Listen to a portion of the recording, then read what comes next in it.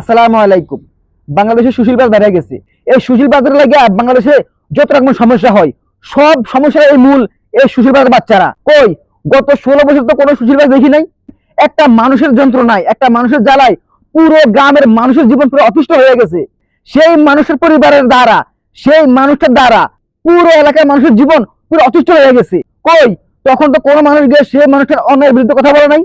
মানে সে মুক্তিযুদ্ধ বলে সে যা খুশি তাই করবে। এটাই কি স্বাধীনতা? এটার জন্যই কি তিনি মুক্তিযুদ্ধ করছেন?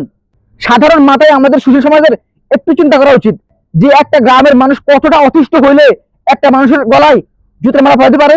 যে মানুষগুলা, যে সুশীল সমাজ এখন মুক্তিযুদ্ধের জন্য একেবারে কামায়া কানা করতেছেন, কই যখন সাদেক হোসেন খোকাকে অন্যায় ভাবে মেরে রক্তাক্ত করে দেওয়া হয়েছে, কই তখন কোথায় ছিল আপনার সুশীলগিরি? কোথায় ছিল আপনাদের সুশীলতা? শুধু কানুই একমাত্র মুক্তিযোদ্ধা, আর কেউ বাংলাদেশে কোনো মুক্তিযুদ্ধ করে নাই। সাদেক হোসেন খোকার মতো একজন বীর মুক্তিযোদ্ধা, তাকে কিভাবে অপমান করা হয়েছে, কিভাবে তার মাথা ফাটিয়ে তার শরীর থেকে রক্ত ঝরাইছে, তখন কোথায় ছিল আপনাদের সুশীল সমাজ? কোথায় ছিল তখন? এখন একেবারে মায়া কেনা করতেছেন সবাই আইসা। মুক্তিযুদ্ধের মায়াটা কি? যে মানুষটা মুক্তির জন্য যুদ্ধ করছে, মানুষকে জুলুম থেকে বাঁচানোর জন্য যুদ্ধ করছে, অথচ সেই মুক্তিযোদ্ধা নিজেই তার এলাকার মানুষের উপর যেই পরিমাণ জুলুম করছে, তার এই জুলুম দেখে মনে হয় সে মুক্তিযোদ্ধা না, সে একজন রাজাকার ছিল।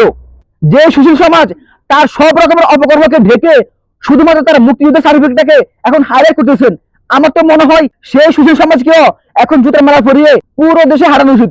যে সত্যিকারের মুক্তিযোদ্ধা, সে কখনো তার এলাকার মানুষের উপরে কখনো সে জুলুম করবে না। কারণ তার জন্মই তো হয়েছে অন্যের বিরুদ্ধে প্রতিবাদ করা। সে মুক্তিযুদ্ধ হয়েছে কেন? সে মানুষকে মুক্ত করছে, জুলুম থেকে, অন্যায় থেকে সে মানুষকে মুক্ত রাখছে। মুক্ত রাখার জন্য সে চেষ্টা করছে। যদি সেই মুক্তিযোদ্ধা আবার তিনি মানুষের জুলুম করে, তখন তার এই মুক্তিযোদ্ধার মানেটা কি, উদ্দেশ্যটা কি?